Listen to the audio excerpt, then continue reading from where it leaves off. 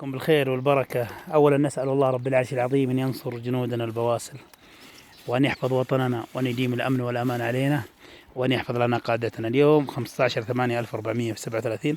نحن الآن في منتزهات السحاب بمنطقة عسير، تحديدا بالقرب من سودة عسير.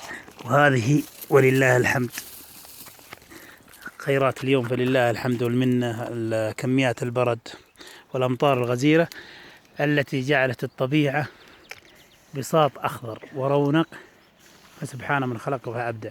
لاحظوا الأطفال مستمتعين ببركات الله سبحانه وتعالى وبالأمن والأمان، الله يديمها من نعم يا رب العالمين.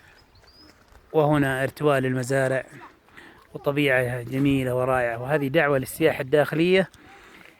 مناطق المملكة تحوي مناطق سياحية راقية جدا جدا جدا في كل مكان، ولا أحدد مكان دون آخر. أهديكم هذه المواقع لندعم السياحة الداخلية ولنحافظ على الطبيعة أثناء تنزهنا بحمل أغراضنا إلى أقرب أماكن لتجمع النفايات.